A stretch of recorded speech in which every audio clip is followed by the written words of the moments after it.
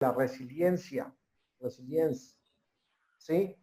Eso es, digamos, es una propiedad de material, pero en general esa propiedad yo no la voy a tener en tablas porque pues es más como una propiedad que me ayuda a comprender un concepto. La resiliencia, ¿qué es?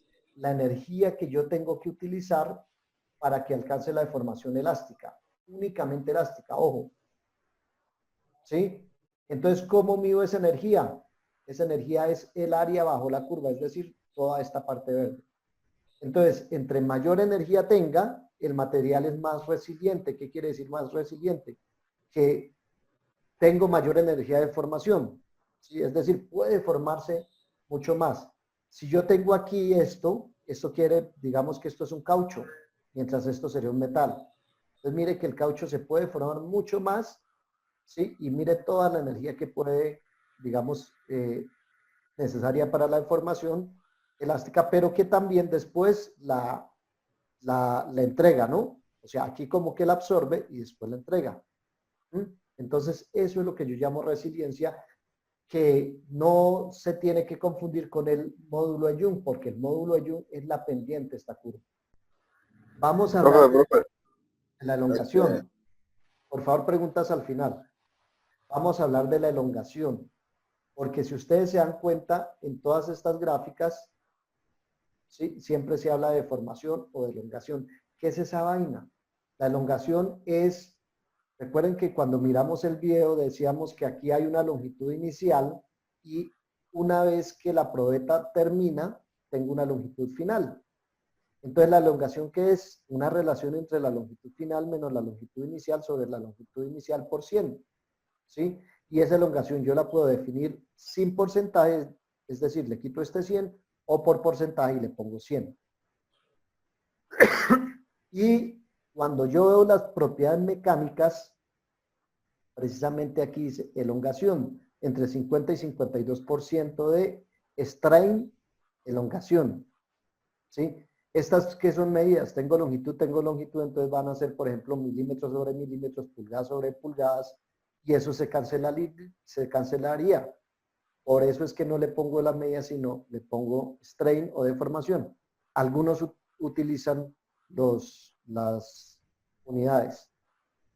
Entonces, ¿qué es lo que me está diciendo esto? 50-52% de elongación. Lo que me está diciendo es que este material, si yo lo voy a estirar de la tensión, lo máximo que yo lo puedo estirar es entre el 50 y el 52%. ¿Sí? Es decir, que si yo quiero estirarlo 53%, el material que va a pasar se va a fracturar. En otras palabras, este es el límite de cuánto puede estirarse el material sin fracturarse. Y esto es muy importante en procesos de manufactura. ¿Sí? Por ejemplo, yo estoy haciendo un estiramiento de una varilla. ¿Cómo calculo cuánto voy a estirar esa varilla sin que se me fracture? Pues con esta propiedad que es la elongación. ¿Sí? 50%. Entonces, si la varilla es un metro, mide un metro, entonces yo puedo, en el proceso de manufactura, estirarla 50% más, es decir, hasta 1,5 metros. Pero si la estiro 1,55 m, se me va a partir. Y si la estiro 1,48 m, estoy perdiendo dinero. ¿Sí? Porque no estoy aprovechando la potencia de la máquina. Entonces, ahí esa es esa propiedad de elongación. Se puede confundir después con algo. Y nosotros también hablamos mucho de la ductilidad, ductility, ¿sí? La ductilidad realmente es una propiedad tecnológica, pero cuando yo voy a seleccionar materiales dúctiles, yo los relaciono a esta propiedad que es la elongación, o otra propiedad que aparece, que tampoco aparece muy común en las tablas de materiales, pero existe, que es la reducción de área. ¿Qué es la reducción de área? Simplemente nosotros tenemos un área inicial en la probeta y finalmente tengo un área final en la falla. Yo miro esa área final y entonces yo hago el cálculo. Fíjese que aquí cambia, ¿sí? Área inicial menos área final para que esto me dé positivo. Entonces, cuando hablo yo de ductilidad, listo, es que yo necesito un material dúctil. ¿Cómo lo selecciono? No sé cómo seleccionarlo. Listo, me voy directamente a qué propiedad, a la elongación. ¿Sí? Es decir, que fíjese que este tiene una elongación entre 50 y 52%. ¿Sí? Ah, es un material que tiene una alta ductilidad. ¿Mm? ¿Entendido? Tenemos comparación de materiales, fíjese, respecto al módulo. ¿Cuál de los dos es un material más rígido? El acero. Recuerde que el módulo es un concepto de rigidez también. Es decir, que el acero requiere, y con el mismo esfuerzo, 30.000 PSI para este caso, él se va a elongar únicamente 0.001% o 0.001%, mientras que con el mismo esfuerzo el aluminio se va a elongar 3 veces más. Entonces el aluminio es un material más, digamos, menos rígido, más flexible. Recuerde que esto es de formación elástica. ¿Por qué? Porque estamos en la parte recta, que es la parte elástica. Ahora, de utilidad, fíjese que este es un material frágil, porque mire que no tengo nada, no tengo la línea de la parte plástica. Ah, entonces es frágil. ¿Por qué? Porque solo tiene deformación elástica.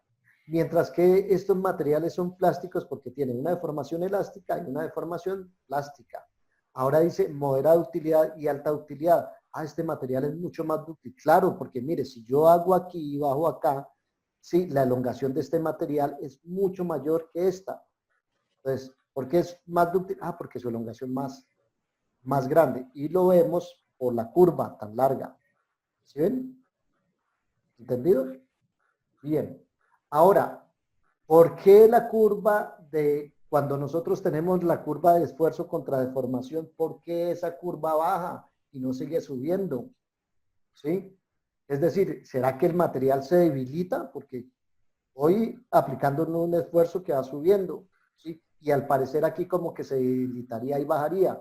No, no es que el material se debilite. Recuerde que a partir de aquí hay una reducción de área. ¿Mm? Entonces, si yo pudiera medir esa reducción de área en tiempo real, ¿sí? Y poder hacer este cálculo del esfuerzo, es decir, fuerza sobre unidad de área, la fuerza que estoy aplicando, que siempre aumenta, con un área que va a partir de aquí empieza a reducirse. Si yo pudiera hacer esto, realmente la curva me daría así. Es decir, el material nunca se me debilitaría. ¿Sí? Lo que pasa es que hacer esa medición, ese cambio de área es muy difícil, ¿sí? Entonces yo tomo el área inicial y tengo esta curva que es la curva de ingeniería y sobre esa curva trabajo, ¿sí? Porque hacerla aquí es muy difícil. Y tenemos también diferentes materiales, entonces tenemos los metales que tienen generalmente un comportamiento así, ¿sí? Tenemos los termoplásticos, ¿sí? Arriba de su temperatura de transición vitria, y entonces fíjese que tiene una elasticidad muy grande. Tenemos los elastómeros, que aquí, fíjese, esto es arriba de su temperatura de transición vitria, es decir, cuando empiezan a fluir. Aquí el elastómero, no estamos hablando de transición vitria, simplemente a temperatura ambiente, y mire cómo fluyen. ¿Sí? Fluir, ¿por qué? Porque los átomos están fluyendo, están, digamos, desplazándose. Eso lo vamos a ver después. ¿Listo? Mientras los cerámicos glazes, ceramics glazes and concrete, obviamente el concreto es un material compuesto. Fíjese que ese material no tiene deformación plástica, es decir, es un material frágil. Entonces, los materiales van a tener diferente comportamiento según su clasificación.